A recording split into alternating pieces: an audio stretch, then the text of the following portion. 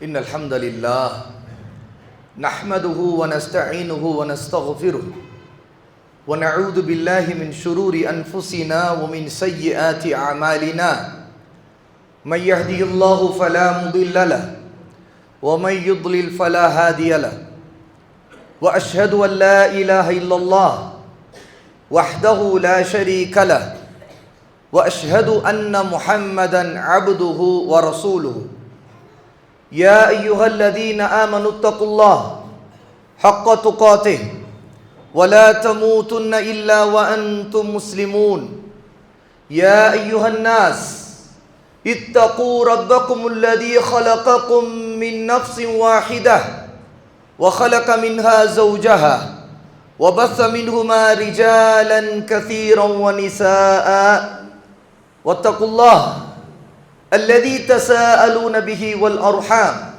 إن الله كان عليكم رقيبا يا أيها الذين آمنوا اتقوا الله وقولوا قولا سديدا يصلح لكم أعمالكم ويغفر لكم ذنوبكم ومن يطع الله ورسوله فقد فاز فوزا عظيما أما بعد فإن أصدق الحديث كتاب الله وأحسن الهدي هدي محمد صلى الله عليه وسلم وشر الأمور محدثاتها وكل محدثة بدعة وكل بدعة ضلالة وكل ضلالة في النار. எல்லா புகழும் அல்லாஹ்வுக்கே உரியது. அவனையே புகழ்கிறோம், அவனிடமே உதவி தேடுகிறோம், அவரிடமே பாவ மன்னிப்பையும் கேட்கிறோம். நம்முடைய கெட்ட எண்ணங்களை விட்டு கெட்ட செயல்களை விட்டு அல்லாஹ்விடம் பாதுகாவல் தேடுகிறோம். அல்லாஹ் யாருக்கு நேர் வழி காட்டி விட்டானோ அவர்களை வழிகெடுப்பவர்கள் யாரும் இல்லை. அல்லாஹ் யாரை வழிகேட்டில் விட்டு விட்டானோ அவர்களுக்கு நேர்வழி காட்டுபவர்கள் யாரும் இல்லை. வணக்கத்திற்குரிய இறைவன் அல்லாஹ்வை தவிர வேறு யாரும் இல்லை. அவன் தனித்தவன், அவனுக்கு இணை துணை யாரும் இல்லை என்று நான் சாட்சி சொல்கிறேன். முஹம்மது ஸல்லல்லாஹு அலைஹி வஆலிஹி வஸல்லம் அல்லாஹ்வுடைய ஒரு அடிமை, அல்லாஹ்வுடைய ஒரு தூதர் என்றும் நான் சாட்சி சொல்கிறேன். அன்பிற்குரியவர்களே, அல்லாஹ்வின் அடியார்களே, பெரியோர்களே, சகோதர சகோதரிகளே, பிள்ளைகளே, அல்லாஹ்வுடைய நபி ஸல்லல்லாஹு அலைஹி வஸல்லமுடைய காலத்தில் 3 நபித்தோழர்கள் சஹாபாக்கள் நபி ஸல்லல்லாஹு அலைஹி வஸல்லமுடைய இபாதாத்துகள், வணக்கங்கள் எப்படி வீட்டில் இருக்கும் அதை தெரிந்து கொள்ள ஆசைப்பட்டார்கள்.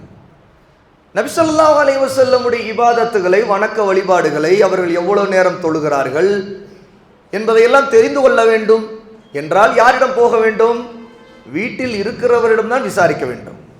ஆக வீட்டில் இருக்கின்ற ரசூலுல்லாஹ்வுடைய மனைவிமார்கள், நம்முடைய தாய்மார்கள், அவர்களிடம் போய் இது சம்பந்தமாக கேட்கலாம் என்று முடிவு செய்தார்கள். ரசூலுல்லாஹ்வுடைய ஒவ்வொரு வீட்டிற்கும் போனார்கள். ஒவ்வொரு மனைவியிடமும் ரசூலுல்லாஹி ஸல்லல்லாஹு அலைஹி வஸல்லம் இரவில் எவ்வளவு நேரம் தொழுவார்கள், என்ன செய்வார்கள், வீட்டில் எப்படி இருப்பார்கள், அவருடைய இபாதத்துகள் எப்படி இருக்கும், இதையெல்லாம் கேட்டார்கள். கேட்டு முடித்த பிறகு அவர்கள் 3 பேரும் ஒரு இடத்திற்கு வந்து நின்று பேசிக்கொண்டார்கள். நாம் நினைத்தோம் ரசூலுல்லாஹ் நீண்ட நேரம் தொழுது கொண்டே இருப்பார்கள், நீண்ட நேரம் அவருடைய இபாதத்துகள் எல்லாம் மிக மிக மிக மிக மிக அதிகமாக இருக்கும். ஆனால் நாம் நினைத்தது போல இல்லை. ஆனால் ரசூலுல்லாஹி ஸல்லல்லாஹு அலைஹி வஸல்லம் எல்லா பாவங்களும் மன்னிக்கப்பட்டவர். முன்பின் பாவங்கள், அதாவது முன்னாடி நடந்த பாவங்களும் மன்னிக்கப்பட்டவர். இனி அவரிடம் ஏற்படக்கூடிய சிறு சிறு பாவங்கள் அதுவும் மன்னிக்கப்பட்டது. அவை அப்படிப்பட்ட அவர்களுடைய நிலையிலிருந்து பார்த்தால் இந்த இபாதத்துகள் குறைவாகத்தான் இருக்கிறது. ஆனால் நாம் அப்படி இருக்கக்கூடாது. நாம் ரசூலுல்லாவை போல அல்ல, நாம் அவர்களை விட அதிகமாக இபாதத்து செய்ய வேண்டும் என்று முடிவு செய்தார்கள். சரி, என்ன செய்யலாம்? ஒருவர் சொன்னார், நான் இனிமேல் இரவெல்லாம் தொழுது கொண்டே இருப்பேன், தூங்கவே மாட்டேன். இன்னொருவர் சொன்னார், நான் பகலெல்லாம் நோன்பே வைத்திருப்பேன், சாப்பிடவே மாட்டேன். இன்னொருத்தர் சொன்னார், நான் இனி பெண்களை நெருங்கவே மாட்டேன், அதாவது திருமணம் செய்ய மாட்டேன், நிக்கா செய்யவே மாட்டேன். அவை முழுக்க முழுக்க திருமண வாழ்க்கையை விட்டு நான் விலகி இருப்பேன், நான் பெண்ணை திருமணம் செய்ய மாட்டேன் என்று சொன்னார். இந்த 3 பேரும் பேசிக்கொண்ட தகவல் ரசூலுல்லாஹ்வுக்கு போய் சேர்ந்தது. ரசூலுல்லாஹி ஸல்லல்லாஹு அலைஹி வஸல்லம் வந்தார்கள். இந்த 3 பேரை பார்த்து கேட்டார்கள், இப்படியெல்லாம் பேசியது நீங்கள் தானா, உண்மையா என்று கேட்டார்கள். ஆம் அல்லாஹ்வின் தூதரே. ஒருவர் சொன்னார், நான் இரவெல்லாம் தொழப்போகிறேன், தூங்கவே மாட்டேன். இன்னொருவர் சொன்னார், நான் பகலெல்லாம் நோன்பு வைக்க போகிறேன், எல்லா நாளும் நோன்பு, சாப்பிடவே மாட்டேன். இன்னொரு சொல், இன்னும் கல்யாணமே பண்ண மாட்டேன், பெண்ணை நெருங்கவே மாட்டேன் என்று சொன்னார். ரசூலுல்லாஹ் சொன்னார்கள், என்னை நீங்கள் பார்க்கவில்லையா? உங்கள் எல்லாரையும் விட நான் அதிகம் அல்லாஹ்வுக்கு பயந்து நடக்கிறேன். நான் தூங்கவும் செய்கிறேன், தொழுவும் செய்கிறேன். ஆக இரவிலே தூங்குகிறேன், அதே நேரத்தில் எழுந்து இரவில் தொழவும் செய்கிறேன். நான் பகலிலே நோன்பு வைக்கவும் செய்கிறேன், நோன்பு விட்டு விடவும் செய்கிறேன். நோன்பு இல்லாத நாள்களும் இருக்கிறது, நோன்பு வைக்கக்கூடிய நாளும் உண்டு. அதே நேரத்தில் இன்னொரு பக்கம் நான் திருமணங்கள் செய்திருக்கிறேன், ஒன்றுக்கு பல மனைவிகள் எனக்கு இருக்கிறார்கள். ஆக இதை என்னிடம் நீங்கள் பார்க்கவில்லையா? ஃபமன் ரகிப அன் சுன்னதி ஃபலைஸ மின்னி. யார் என்னுடைய வழியை, என்னுடைய பாதையில் இருக்கக்கூடிய வாழ்க்கையை, சுன்னாவை புறக்கணித்து விட்டாரோ அவர் என்னை சேர்ந்தவர் ஆக முடியாது என்று சொன்னார்கள். இந்த ஹதீஸ் புகாரிலே பதிவு செய்யக்கூடிய மிக பிரபலமான இந்த செய்தி மார்க்கத்தில் ஒருவர் வரம்பு மீறி போவதை தடை செய்கிறது. மார்க்கம் என்றால் ரசூலுல்லாஹ் சொல்லிக் கொடுத்தது தான் மார்க்கம். ரசூலுல்லாஹி ஸல்லல்லாஹு அலைஹி வஸல்லம் நடுநிலையான மிக அழகான மார்க்கத்தை நமக்கு கொடுத்திருக்கிறார்கள். ஆக இபாதத்தும் செய்ய வேண்டும், அதே நேரத்தில் நம்முடைய உடலுக்கு செய்ய வேண்டிய கடமை இருக்கிறது. ஆகவே ஓய்வெடுக்க வேண்டும், தூங்கவும் வேண்டும், ஒருவர் சாப்பிட வேண்டும், நோன்பு வைக்க வேண்டும். நோன்பே வைத்துக் கொண்டிருந்தால் உடலுக்கு தேவையான சக்தி கிடைக்காமல் போய் உடல் மிக பலவீனமாகிவிடும். அவை சாப்பிடவும் வேண்டும், இன்னொரு பக்கம் சில நாள்கள் நோன்பு வைக்க வேண்டும், சில நாள் சாப்பிடவும் வேண்டும். அதே நேரத்தில் திருமணம் முடித்துக் கொள்ள வேண்டும். ரசூலுல்லாஹ்வுடைய இந்த தீன் ஷரீஅத், நம்முடைய இஸ்லாம் நடுநிலையான வரம்பு மீறாத அழகான வாழ்க்கை முறையை சொல்லிக் கொடுக்கிற மார்க்கம். இந்த விஷயத்தில் வரம்பு மீறுவதைத்தான் இஃப்ராத் என்று சொல்வார்கள், அல்லது குலூ என்று சொல்வார்கள். எல்லை கடந்து போறது. மார்க்கம் இப்படி ஒரு விஷயத்தை இப்படி சொல்றது, அதை தாண்டி போறது. ஒரேடியா நான் கல்யாணமே பண்ண மாட்டேன்னு வாழ்றது, ஒரேடியா நான் தொழுது கொண்டே இருப்பேன் இருக்கிறது. இப்படி எந்தெந்த விஷயத்தெல்லாம் மார்க்கம் கடைபிடித்து நமக்கு சொல்லிக் கொடுத்திருக்கிற நடுநிலையை தவறி வரம்பு மீறி எல்லை கடந்து ஒரு விஷயத்தில் போகிறோமோ அதுதான் இஃப்ராத். இதற்கு எதிரான இன்னொரு நிலை இருக்கிறது, தஃப்ரீத். தஃப்ரீத் என்றால் அலட்சியமாக இருக்கிறது, அது மார்க்கத்தில் பின்தங்கி இருக்கிறது, மார்க்கத்தை விட்டு விடுவது, மார்க்கத்தை மறந்து விடுவது, உலகத்திலேயே மூழ்கி கிடப்பது, இதுதான் தஃப்ரீத்.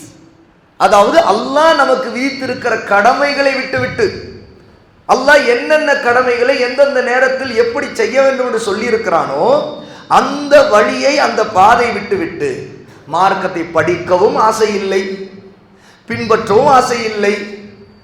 உலகமே வாழ்க்கை, முழுக்க முழுக்க வியாபாரம், முழுக்க முழுக்க குடும்பம், முழுக்க முழுக்க தன்னுடைய பிழைப்பு, வெறும் வயிற்றுக்காக அல்லது உலக சுகத்துக்காக வாழ்ந்து கொண்டே ஒருவர் இருக்கிறார்.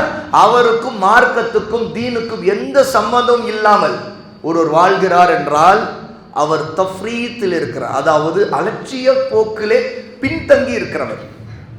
இந்த தஃப்ரீத்ங்கிற பின்தங்கி இருக்கிற நிலை எப்படிப்பட்டது என்றால் ஒருவருடைய கல்பு, உள்ளத்திற்கு விஷம் ஏற்றுவது போல.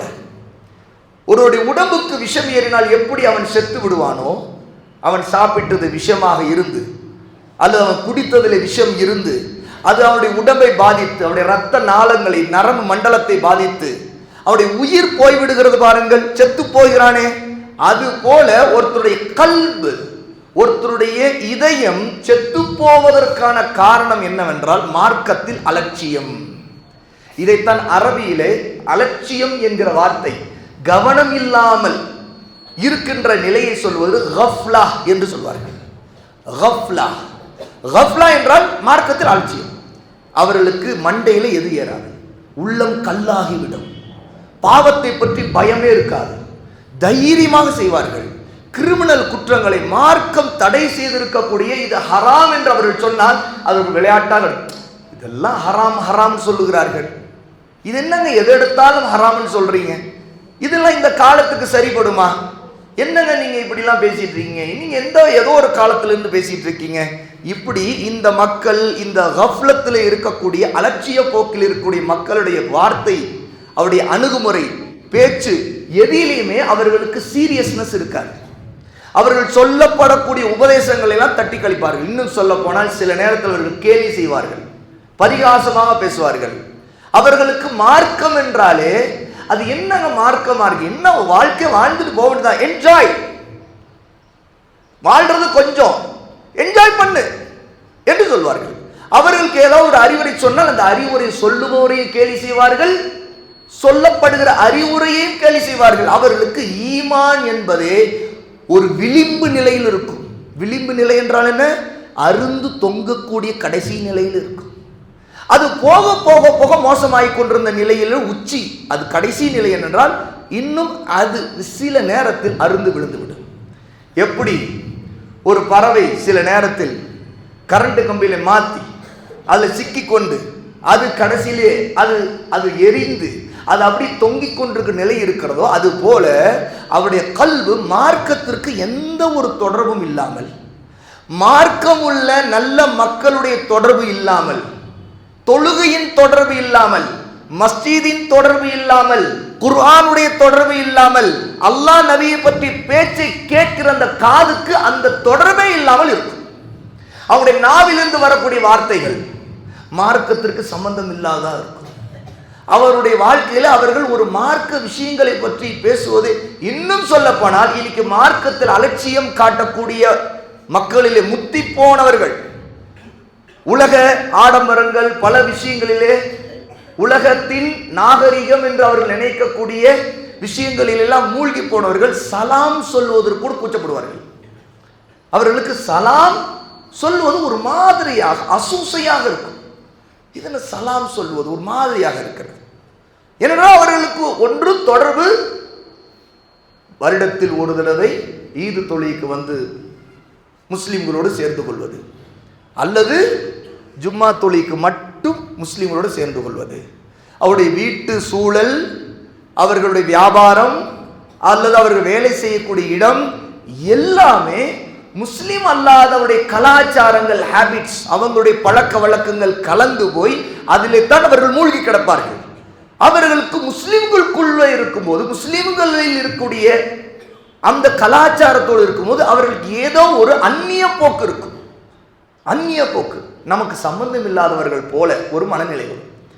இது எல்லாம் ஏன் ஏற்படும் என்றால், ஒருவனிடம் கஃப்லத் என்கிற மார்க்கத்தில் அலட்சியம், மார்க்கத்தை புறக்கணிப்பது வருவதுதான். இது ஒரு மனிதன் மார்க்கத்தில் வரவு மீறி எல்லை கடந்து போவதற்கு அப்படி எதிரான நிலை. இன்னைக்கு நம்முடைய மக்களுடைய நிலைமை, நிறைய பேருடைய நிலைமை அப்படிதான் இருக்கிறது. தொழுகைக்கான தொடர்பு என்பது மஸ்ஜிதுக்கு அவர்களுக்கு ஒன்று ஜும்மா மட்டும்தான், இன்னும் சிலருக்கு ஈதுக்கு மட்டும்தான். அவர்களுடைய வீட்டில் சமைக்கப்படுகிற உணவு, அவங்க வீட்டில் இருக்கக்கூடிய பெண்கள் சமைக்கக்கூடிய உணவுடைய பிரியாணியோடு மட்டும்தான் தொடர்பு. மற்றது எதிலும் அவர்களுக்கு மார்க்கத்திற்கும், அவருடைய ஆடை, அவங்களுடைய பேச்சு, வணக்கங்கள், இபாதத்துகள் எதிலும் மார்க்கத்துக்கு சம்பந்தம் இல்லாத ஒரு வாழ்க்கையை வாழக்கூடியவர்கள் இருக்கிறார்கள். சகோதர சகோதரிகளை, இன்று நாம் நம்முடைய நிலைமை எப்படி இருக்கிறது என்று கேள்வி கேட்க வேண்டும்.